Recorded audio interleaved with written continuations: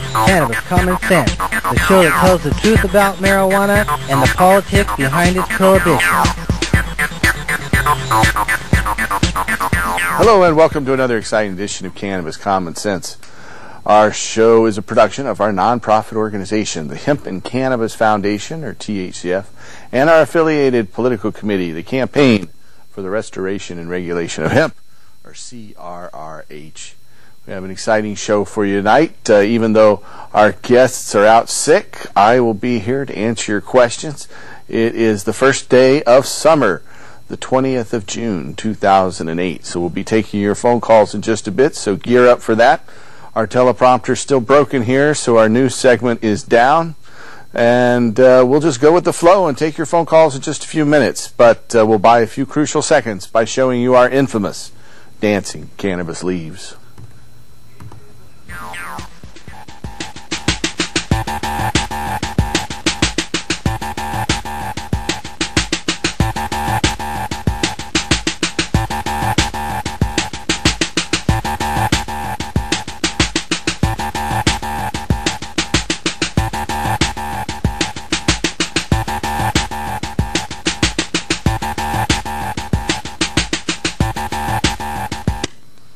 Okay, well, we've had an interesting few weeks. Our show's been off the air as various crew members have had graduation. I went, along with our show producer, a couple of weeks ago to the National Normal Legal Convention, where the folks from Oregon Normal and other folks were at. We were the sponsors of that. That was in Aspen, Colorado. And now we're back. But we are taking your phone calls tonight on the first day of summer, June 20th, 2008. So call us at 503-288-4448. That's 503-288-4448. And we will be answering questions and phone calls.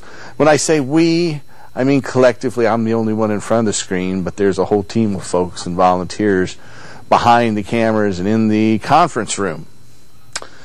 So one of the things we do at the Hemp and Cannabis Foundation, in addition to helping thousands of patients in 6 states obtain medical marijuana permits, is we have classes. And every Wednesday night, the plant whisperer, medicine man Andrew, who also screens calls here, he teaches classes on introductory gardening, intermediate gardening, advanced gardening, how to make medical grade hashish, understanding the medical marijuana law.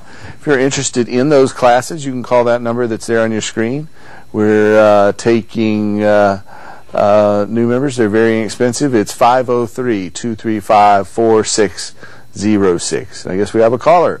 Hello, caller. You're on the show. Hi, Pa. How you doing? This is Mother Ganja. Very well. How are you, Mother Ganja? Well, I'm stressed at the moment. Why is that? Just lost my doctor after 9 years because he found out I was a card holder.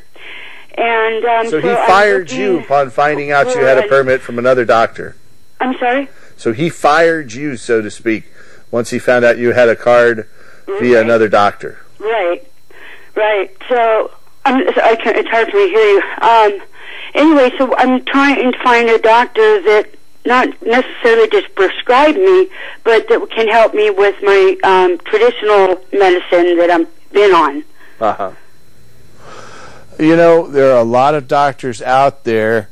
I can think of a couple, but I'm not sure whether I can start giving out doctor recommendations here. I would recommend you call our clinic at 503-235-4606 or 503-281-5100 and ask for some more information.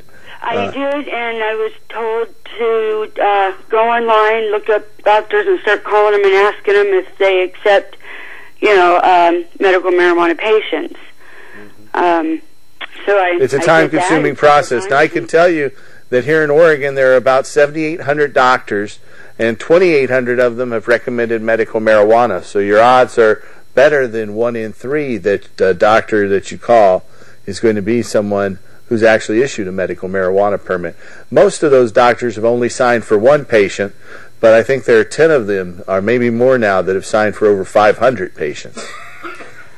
Yeah, just like I said, like I said, I don't need them to sign my card for me. I just don't want them to be against me right off the bat, saying, you know, well, marijuana has so many properties in it that it keeps you from, this is what they said, keeps you, like I'm on fentanyl and stuff. I have severe chronic pain, fibromyalgia, and basically that marijuana is causing my other pain medications to not work.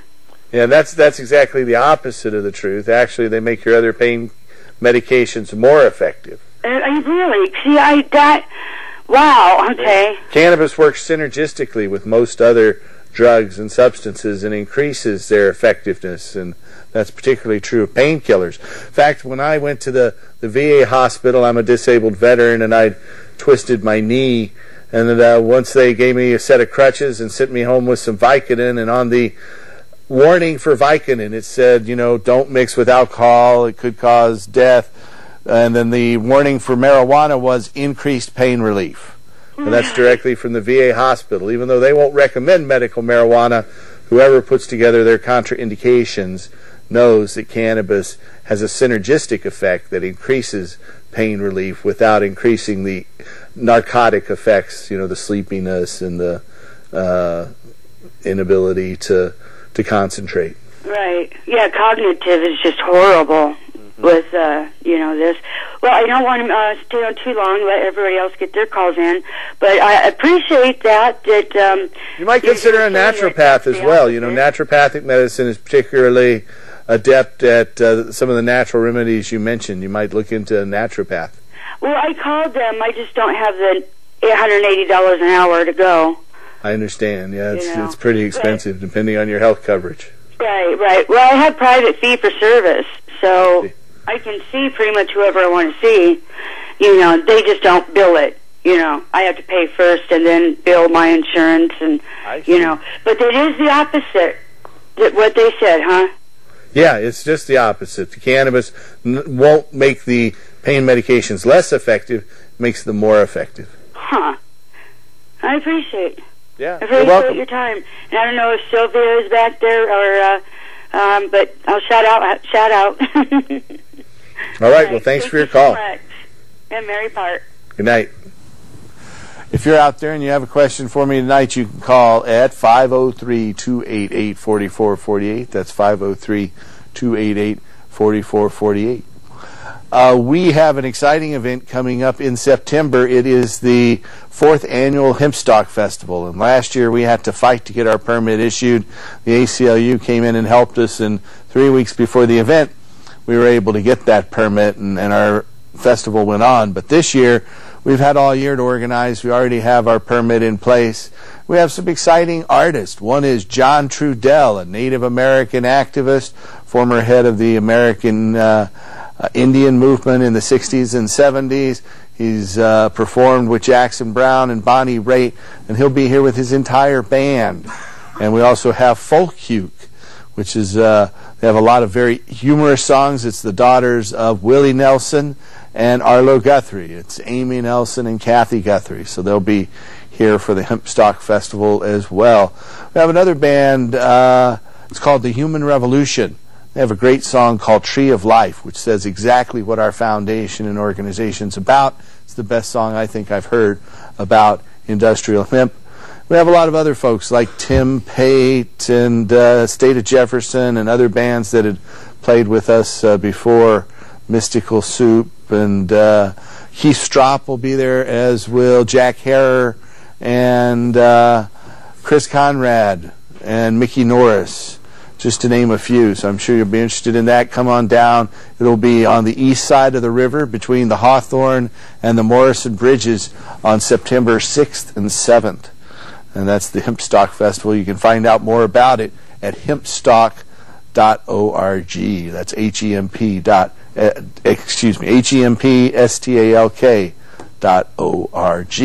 And we need volunteers for that. If you're interested in volunteering, we could certainly use your help. We've had about 100 folks do that. We have potlucks and other things that help volunteers get involved. So just call our office number at 503-235-0000. 4606. If you're interested in volunteering for our Portland Hemp Stock Festival, we'll be waiting for your help. I'm also happy. We're supposed to have Madeline Martinez here tonight, but she isn't feeling quite well, so I hope you're feeling better out there, Madeline, if you're watching. And I want to tell you that Madeline and I are chief petitioners on the Oregon Cannabis Tax Act petition. The Oregon Cannabis Tax Act petition has been filed and should go into circulation next month. And I'm really excited about that. It is a proposal that would end adult marijuana prohibition, restore industrial hemp, and help medical marijuana patients. It was designed to comply with certain international treaties, the Single Convention Treaty of 1961 and several different United Nations treaties on psychotropic substances. And it is a work of art, I think, that's been drawn up specifically to comply with the inevitable federal court challenge it will face after passage. And I think we have a phone call here. Let's take that phone call. Hello, caller. Hello, Paul. It's Madeline. Hey, Madeline. How are you doing? I'm doing great. I'm just really sad that I couldn't be there. Sometimes I forget I'm a patient, too. Yeah. And my back just gives out on me, and I just couldn't make it. But I'm calling in just to just say I agree with you on the Oregon Cannabis Tax Act. What can I say? We're both chief petitioners. So we're the main sponsors. Yes, we are. We're pretty excited about it. So I just found out today that even volunteer petitioners apparently have to go through a training class, and pass some sort of a test that is a new twist in the petitioning game here in Oregon. Have you heard about that? I just heard about that myself, and that's one of the reasons we're going to set up some classes at the THC clinic. Yeah. We're hoping we can put some on Sunday so that we can get everybody motivated and get going. Not this Sunday, but on an upcoming Sunday before we start gathering those petitions. So yeah. It's pretty exciting, and the time's just moving right on. And we've gotten quite a few responses, or at least I have, on email from volunteers that are interested in getting out there and getting these petitions signed. They want to know when, where, and how, so we're getting the list started on that. So if any of the viewers would like to email us, they can do so by contacting us, going to hemp.org or CannabisTaxAct.org. I'm sorry. That's okay. Yeah, it's CannabisTaxAct.org, but you can get to it through our portal site, hemp.org. You got to put the www in front of hemp.org or hemp.org. Right, and so I'm pretty excited because people, as I said, are so motivated, and we're going to put the schedule up, of course, on the show here when we do have those classes coming up and when they're available. Yeah. I'm so happy about that. And then also I wanted to mention that tomorrow at the Rose Garden, there's going to be a viewing of a print of the Declaration of Independence. And people are going to be allowed to go in there and actually view it and hear a little bit about it. And, it starts at 10 in the morning. Yeah, there's going to be a reading, and it's pretty exciting. They can go to the Rose Garden website and read all about it on their calendar. I'll have to check that out. That's and it's free. One of the inspirational and seminal documents of our democracy and freedom. Exactly, today, and the fact that it's in Portland and it's free makes it so accessible to the public. Yeah, that's a great point. Yeah, especially if you have kids out there. Let's get our kids motivated, and we're going to be out there passing out, Melody, Silverwolf, and myself, passing out some of our OCTA flyers, the Oregon Cannabis Tax Act. Great. Good work. Because that's part, people always talk about our founding fathers, and little do they know that they were hemp farmers themselves. Paul, you know more of that history. How many of them were hemp farmers? Well, most of them. Benjamin Franklin made paper. He owned a paper mill that they made paper out of hemp rags. Thomas Jefferson invented a machine to process hemp fiber. It was pretty much unknown in our hemp culture, and I found a bunch of quotes from Thomas Jefferson and George Washington and Benjamin Franklin, and gave them to Chris Conrad and Jack Hare, who put them in their books, Emperor Wears No Clothes and Chris Conrad's book, Hemp Lifeline to the Future.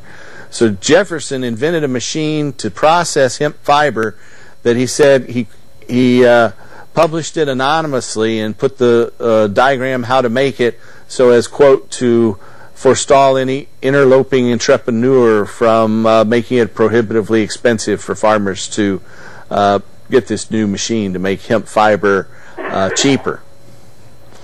And so, right, and that's why I always say that we need to go back to our roots. America's roots are hemp roots, Paul. Yeah. And we need to get everybody to understand that we want to get our farmers back to work, growing industrial hemp, because no other American should die for foreign oil. We have hemp seed oil. That's right, and it makes over 300 gallons of oil an acre.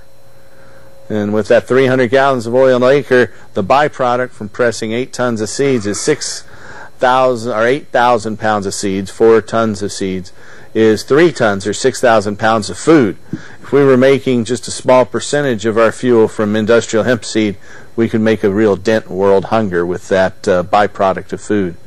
You are so right, and that's why this is so vital to our system and to actually lifting up Oregon's economy. I mean, our economy in the whole world is just falling apart around us. We need to do something, and this is a vital part of moving forward, progressive, sustainable, renewable, all of the things that are important, and best of all, it's all green.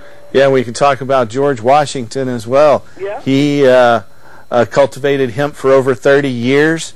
He received a package of hashish while he was president from a doctor in what's today Germany, Silesia, and he wrote the doctor back and said it was a real curiosity that he would have to make more time for when he got back to his farm. And just 10 days before Washington died, he wrote his plantation foreman that he wanted the males cut and the females saved so he could make hashish from his Indian hemp.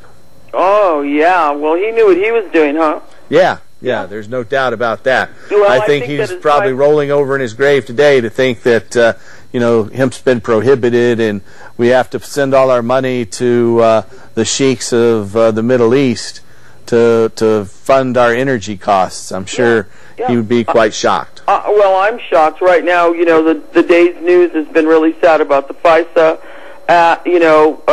getting it signed, and it's really been a sad day. But I do want to remind everyone to call Blumenauer, DeFazio, Hooley, and Wu and thank them for voting no on it, having the courage to stand up to George Bush and Nancy Pelosi, because I don't know what's gone on, but we've just lost our democracy.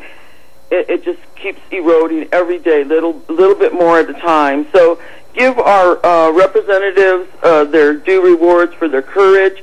Call and thank them. I'd like to encourage all the viewers to do so. It's easy to do. All you have to do is call 202-224-3121, and then just let them know who your representative is. I just call and ask for Earl Blumenauer, and they connect me right to him. I leave a message for Earl and thank him for having the courage. Yeah, we can be grateful we have representatives like that here in Oregon, and hopefully with new Congress next year we can see a resurgence of freedom in under a different administration. Yeah, I agree with you, but it is important that we call these Democrats on exactly what they're doing, and we need to let them know. And, we have no one to blame for ourselves, for our government, but ourselves, because you can't just sit around and say these guys are not doing their job if you're not calling up and doing your job and encouraging them to vote the way you want them to vote and to do the things that are right. And just the torture and all the horrible atrocities that have been perpetrated against humanity recently is it's just appalling, and the erosion of our Constitution is just a real tragedy in my eyes. But anyway, Paul, great, talking to you. I want to encourage people to get out there and go check out the Declaration of Independence. And also, I wanted to announce that Oregon NORML is adding a new award to the Oregon Medical Cannabis Awards. We are going to be recognizing the generosity of those who donate cuttings to our bi-monthly meetings on the second and fourth Saturday. So those who bring the most cuttings, we're going to keep a tally of it, and they're going to get first, second, and third places for their generosity. All right. Don't you think that's a great thing to encourage people to share and sustain our community, as well as to give them the acknowledgement that they, they deserve for helping so many different patients get their gardens going. It is so encouraging. You've been one of our biggest donors, and always helping do all of our a biggest donor and stoner. I get that, but well, I'm happy to do it. It's a team effort on my part, and we can thank our other workers for getting those out there. Unfortunately, we haven't had as many as we wanted. Whisperer, he does a great job. That's true. Andrew, so Oregon Normal has their card holder meetings where patients can get free cuttings and sometimes some free medicine too on the 2nd and the 4th Saturday. So is that coming up this Saturday? No, it's coming up on the 28th. The 28th. Okay, so the next Saturday, and then it'll be about the 13th or 14th in July? Yeah. Well, the calendar's up on our website, Paul. I hope you don't mind me mentioning it. No, not at all. ornorml.org. Yeah. And if you go there, there's a calendar full, or you can give us a call at 503-239-6110, and the schedule's on the message itself. Yeah. So everything's on there, even a referral to THC clinic. Great. Our partners, we always try to support each other as we work in a coalition here to improve the lives of patients and make it an effective program. That's true. 20,000 patients, Paul. Really? Yeah, that's with the pending cards now? Yes. I think that's thanks to your THC clinic. Yep, I think about half of them do come through there. They certainly do, and we love it. We just send everyone there, and I would hope, maybe next time I'm on, I'll bring the handbook, the Oregon Normal Handbook, in partnership with THCF. They're available to all your patients. That's true. We give them out at our clinics, and every patient coming through for the past 2 months has got one, and sometimes 2 or 3. Yes, and you know what? We're having it translated into Spanish as well. That's right. Dr. Sandra Camacho is working on that. So thanks, Dr. Camacho. I know she watches occasionally. What a great person. She really is. Really. Well, anyway, listen, I'll let you go back to your show, and I encourage everyone to come out to the Oregon Normal meetings and to continue to support THCF, as always.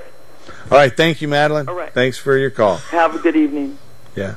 If you're out there and you have a question or comment for us tonight, give me a call at 503-288-4448. We'll be on the air about another 35 minutes or so.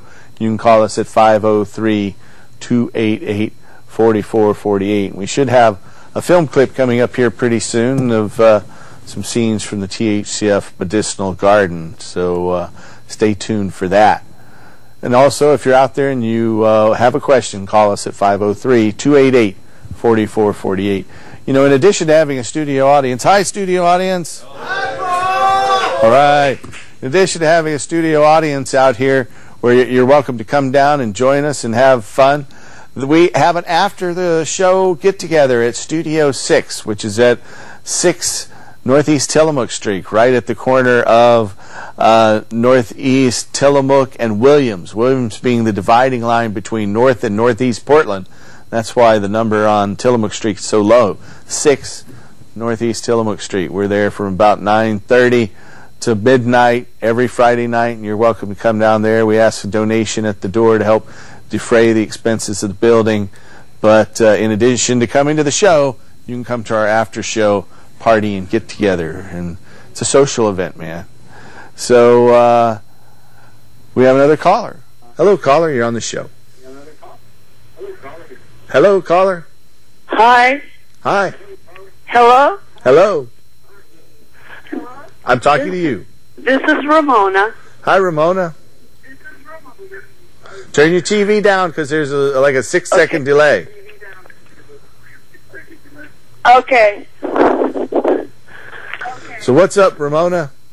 I've been off of methadone now.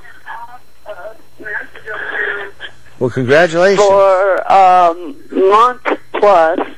Congratulations. And I don't drink at all. Since December. Well, congratulations on that, too.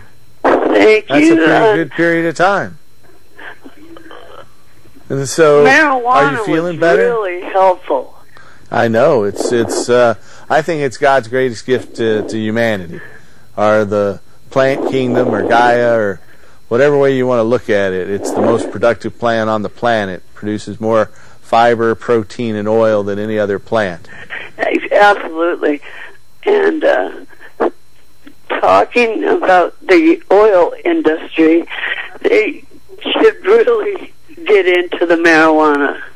Yeah, I think until marijuana is legally regulated and people can grow their own and we can buy it in the store, the artificial barriers imposed by marijuana prohibition will make industrial hemp expensive, too expensive, much more expensive than it would be in a freely regulated economy. So once marijuana is legal, I think we'll see hemp take its rightful place as our primary source of energy, fiber, and food, and just totally reshape our economy and take it where we give power back to the local farmers and away from these multinational corporations that have given us clear-cut forests and endangered species and worldwide pollution, and will give back a source of ecologically sound and economically sound resources with industrial hemp. Wonderful. Thanks. I keep trying. I'm going to keep on. I'm just going to let you go. Okay. Well, thanks for calling, Ramona, and keep up and stay clean. I'm glad you got off that methadone and stay off the alcohol. I know that's going to help. I'm coming down for a show. All right. Come on down sometime. You Okay, bring you Andrew. and Don on down. We'll be happy to see you Okay. again. All right. Thanks for calling. I think we have a film clip we're going to roll right now, so just stay tuned. We'll be back in just a minute. Take your phone calls, and we'll be back. Enjoy. Here it is.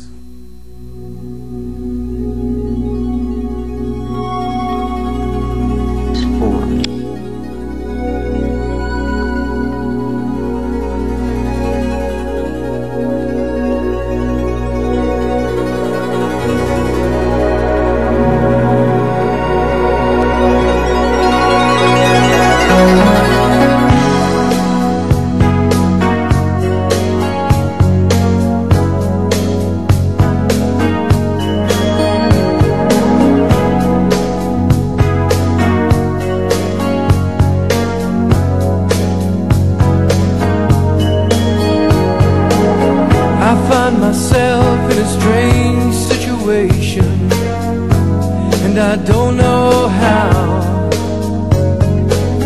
What seemed to be an infatuation is so different now.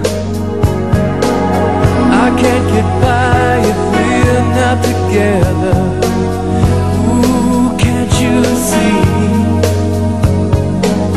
Girl, I want you now and forever.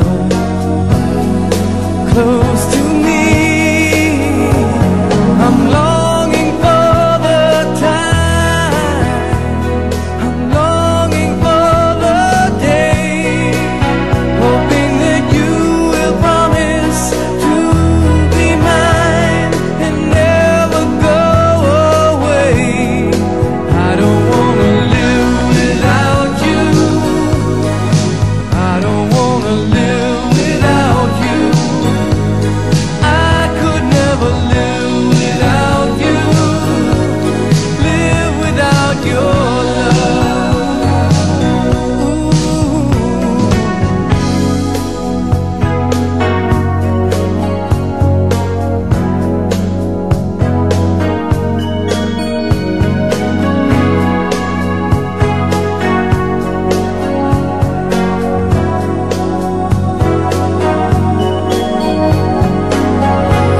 Myself, but there's no explanation for the way I feel.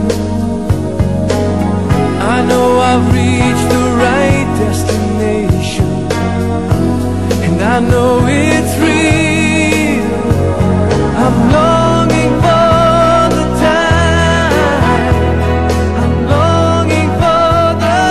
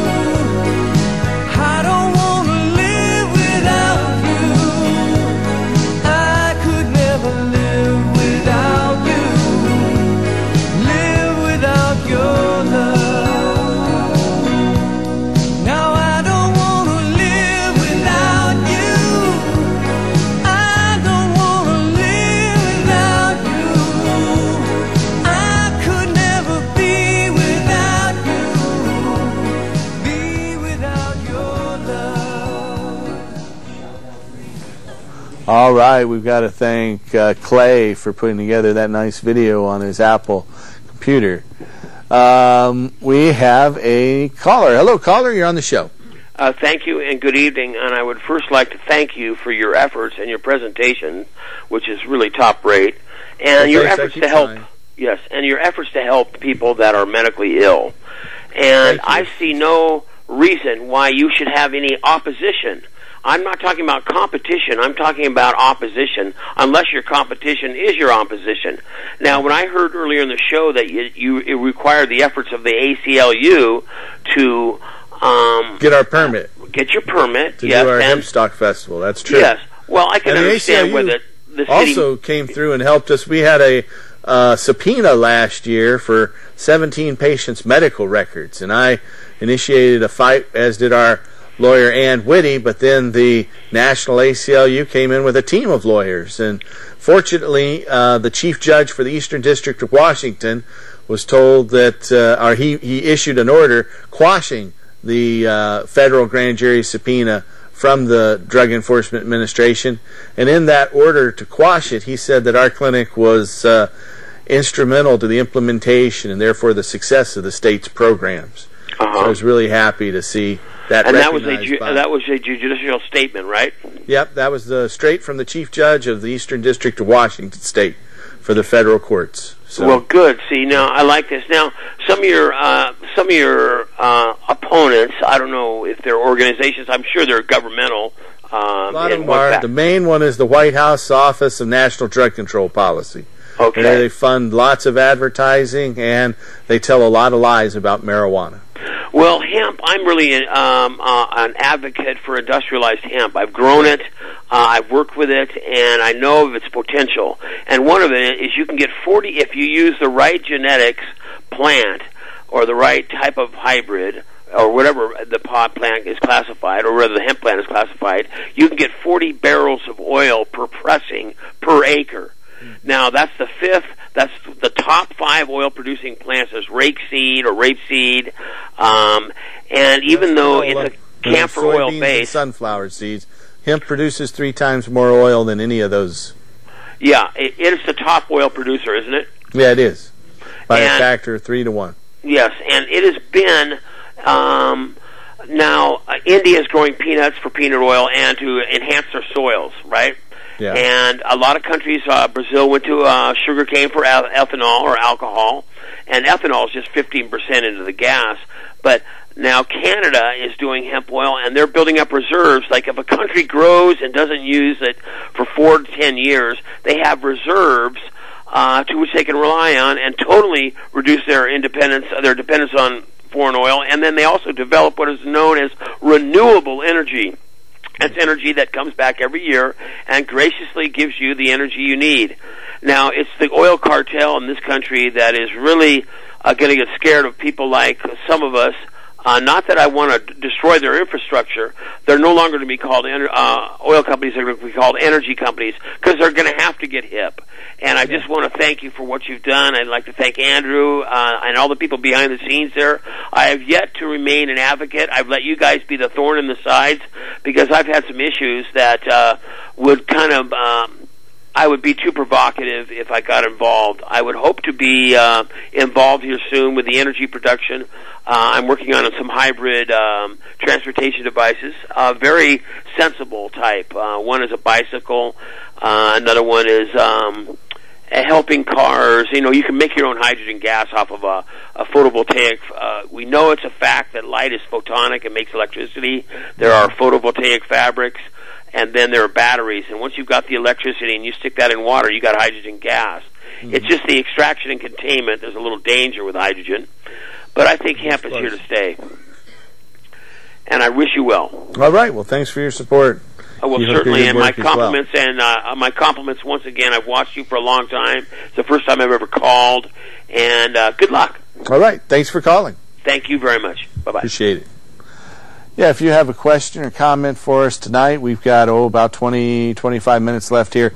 You can call us at 503-288-4448. That's 503-288-4448. And, you know, we have doctors. Actually, we have about 8 doctors who work with our nonprofit foundation, the Hemp and Cannabis Foundation. We've helped patients so far in 6 different states. We started in Oregon and then moved into Washington, then Hawaii, then Colorado, California, and now we're just opening a new office in Las Vegas, Nevada. And we've helped 30,000 patients across those 6 states get their medical marijuana permit.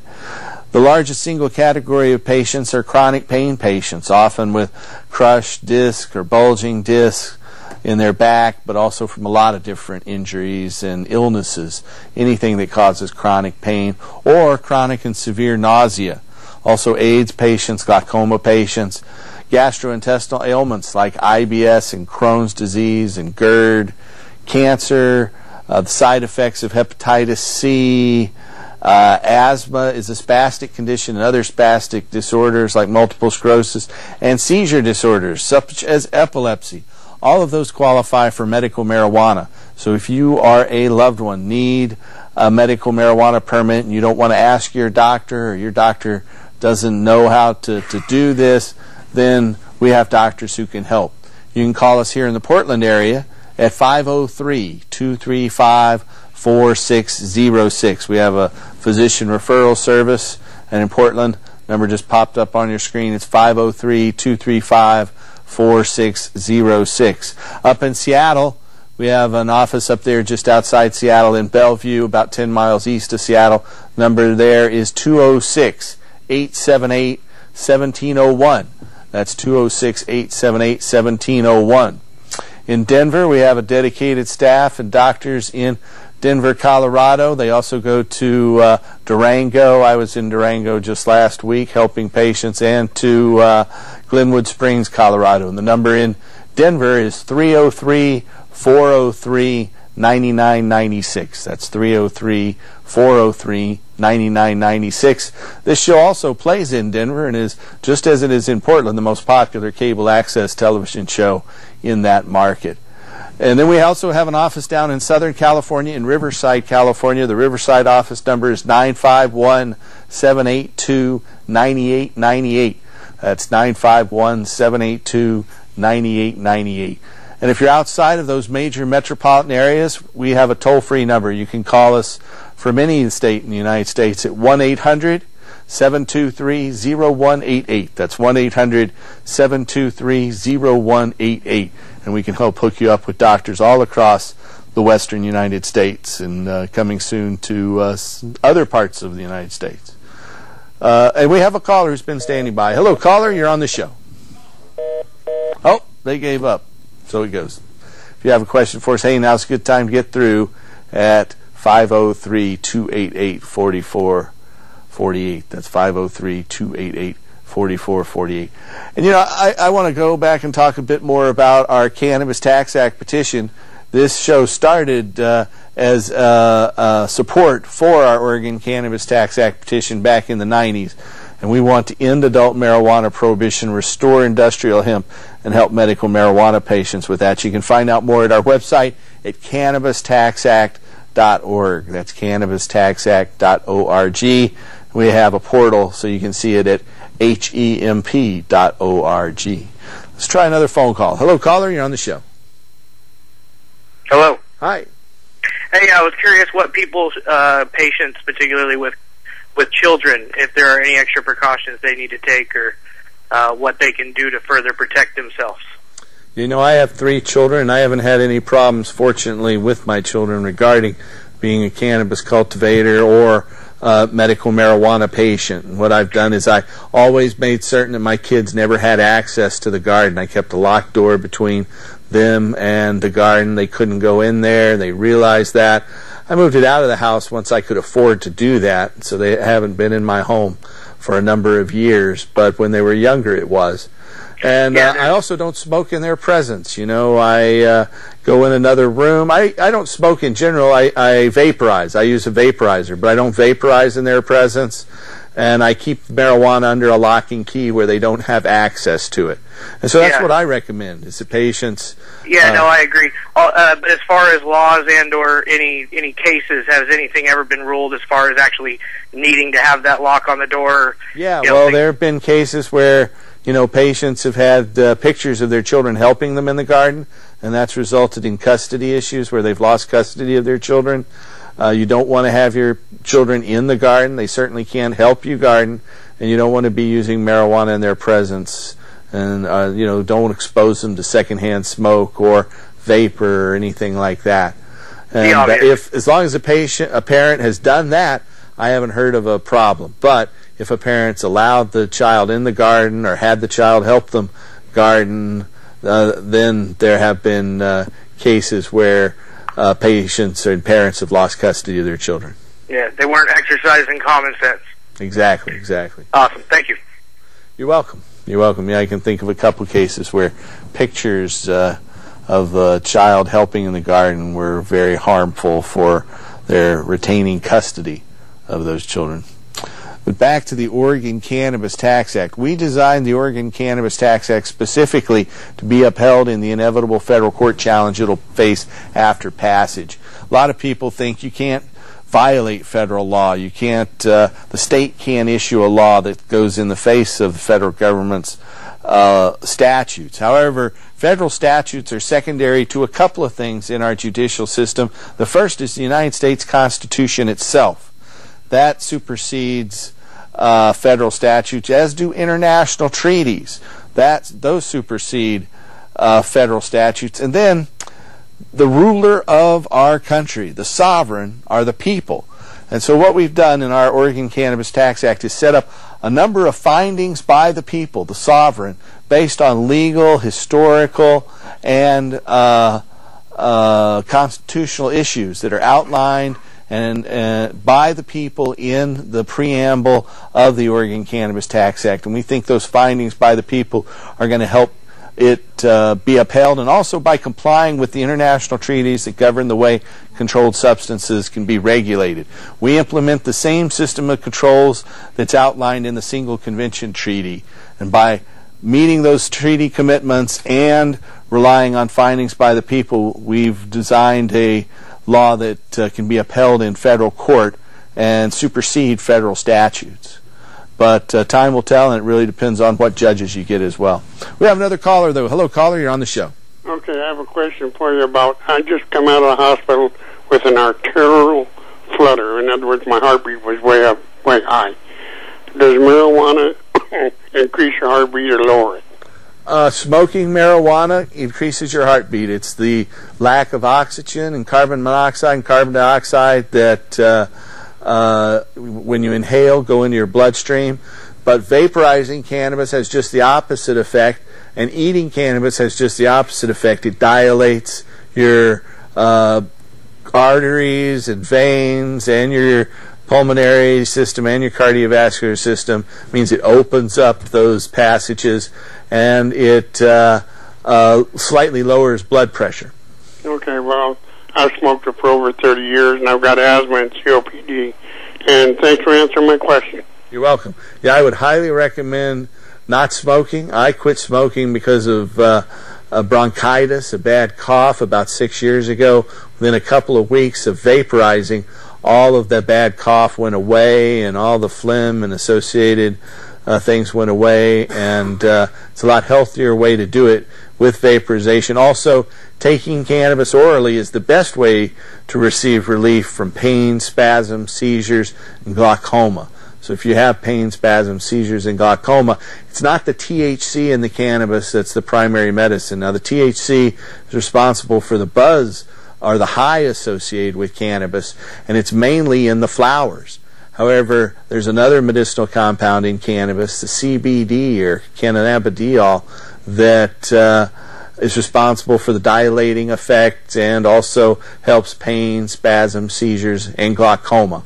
And so we recommend that if you have one of those conditions, you can get relief from the leaf of cannabis, and there are recipes to turn it into food items or put it into capsules. We have a recipe that Dr.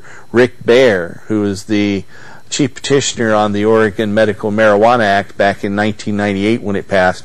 Dr. Baer was making some capsules for his own medicinal use and found that the oil was very messy, so he removed the oil from the process and just dry cooked it and put it in the capsules, and it worked just as well for him. So we have Dr. Baer's recipe available at all of our clinics, and every patient gets one when they go through the door.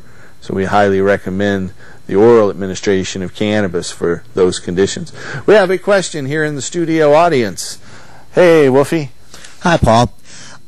I know that last year there was a whole lot of things that were needed for hemp stock, and they got together at the last minute, and I was wondering, is there any way that we can find out what sort of stuff might be needed besides golf carts? This is out there to everyone. Golf carts, golf carts, golf carts! Sorry. Golf carts will be a big help. And there's a bunch of other things. Your feet get real sore after walking all day and night across the concrete back and forth.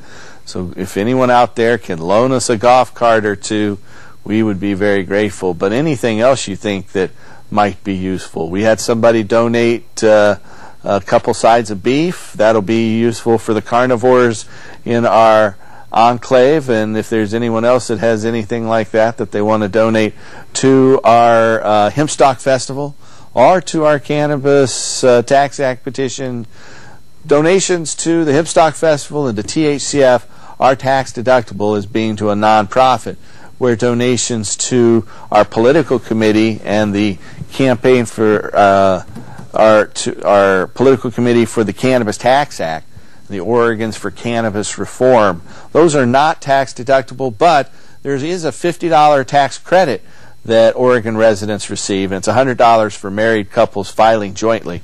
Any Oregonian who gives $50 to a political committee in the state of Oregon automatically gets a $50 credit on their taxes just by telling them that. So that's 100% of that money comes back to you. So I urge all of our viewers out there, donate that $50, and next January when you file your taxes, you'll get it all back. And if you're a married couple filing jointly, you can actually give up to $100. And that's just one of the benefits of being a citizen in the state of Oregon. And those donations are always needed. And so we thank our viewers out there who've helped us get along. Anything else there? Yeah. Is there any way that we can find or any place we can find a specific list of things that might already have been figured out as being needed? There isn't such a thing right now, but I'm sure with your help we'll have something like that ready here in the next week or two. So I know that a lot of us do have those lists. Our kitchen crew has been gathering items, and there's fencing, there's stages, there's lights, there's just anything you can think of might be useful. Thanks for that point there. If you're out there and you have a question for us, we got about 10 minutes to go here. You can call us at 503-288-4448. That's 503-288-4448. And we have another caller. Hello, caller. You're on the show. Uh-oh. Well, they hung up. So it goes. So back to the Cannabis Tax Act petition, one of my favorite things to talk about. It sets up a system of controls that are mandated by these international treaties, the Single Convention Treaty. And one of the things that the Single Convention Treaty says is that the state has to license the areas and plots of land that are going to be cultivated. Then the state, through a state agency, has to take possession of the entire crop within 4 months of harvest. You can license processors to process it into other things like hashish or cigarettes or just light packed buds and things like that. Then the state has to take possession within 4 months of the harvest. Then the state has to sell it through state stores. Well, here in Oregon, we already have a series of state stores, the state liquor stores. So we mandate that the Oregon Liquor Control Commission be changed to the Oregon Cannabis and Liquor Control Commission, and that even though these liquor stores don't have to sell cannabis if the licensee doesn't want to, by the same token, if someone wanted to sell cannabis and not sell liquor or alcohol, they could do that as well. They wouldn't be mandated to have it, but they could both be in the same store as well. So it'll open up adult-only businesses like bars or vapor bars and things where you can get cannabis over the counter for use on the premises, just like you can drink alcohol.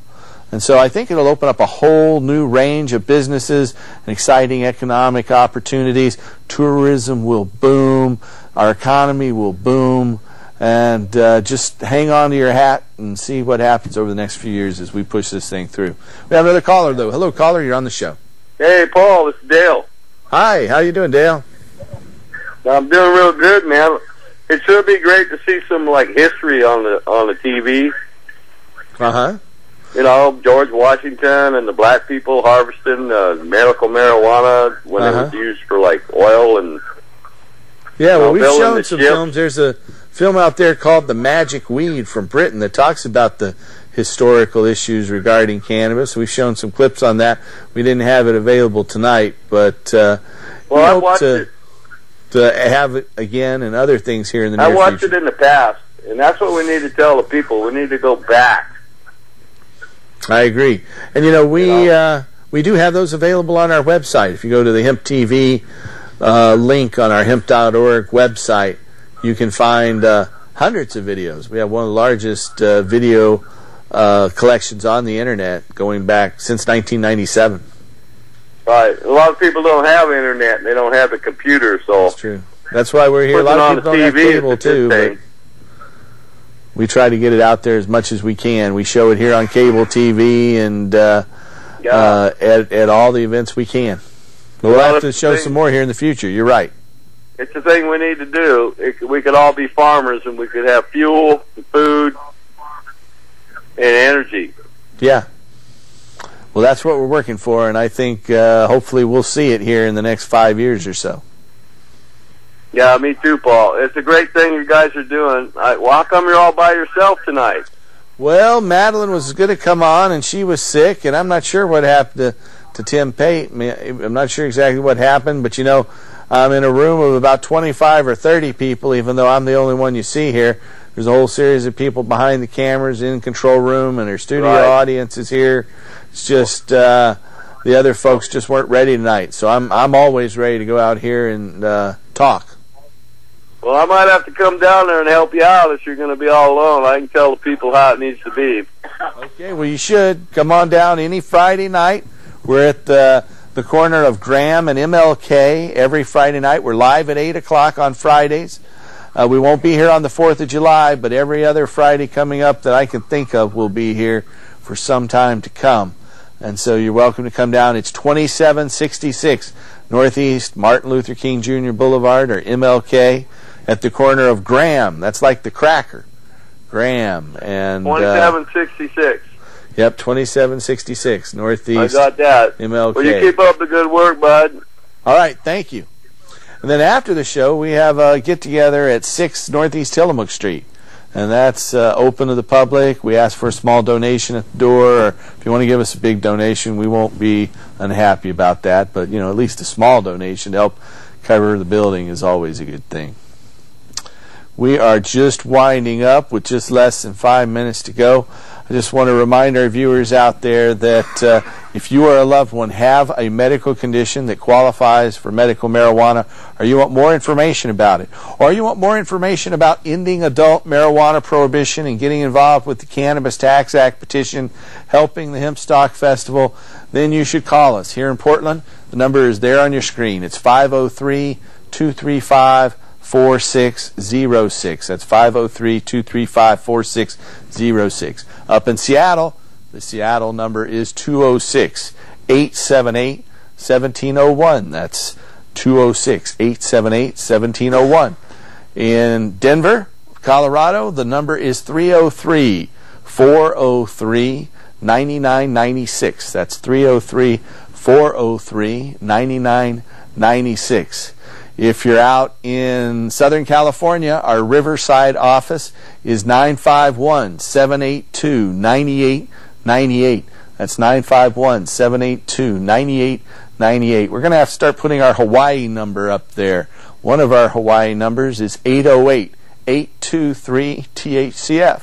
That's 808-823-THCF. And if you're anywhere in the western United States or anywhere in America, you want more information about medical marijuana or ending adult marijuana prohibition, call us at 1-800-723-0188. That's 1-800-723-0188.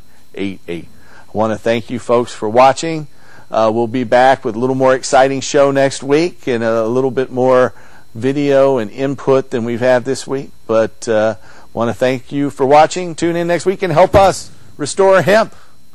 We're going to go out on a videotape, and we'll see you next week. Thank you, folks. Thank you, audience. Hey, there's the historic film they wanted.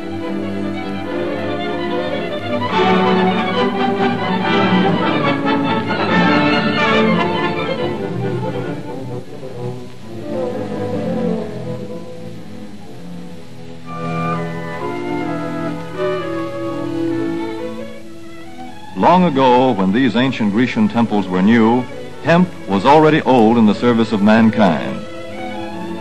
For thousands of years even then, this plant had been grown for cordage and coarse cloth in China and elsewhere in the East.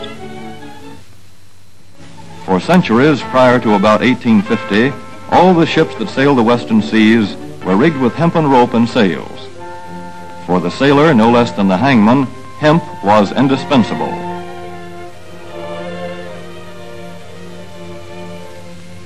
A 44-gun frigate, like our cherished old Ironsides, took over 60 tons of hemp for rigging. Including an anchor cable 25 inches in circumference.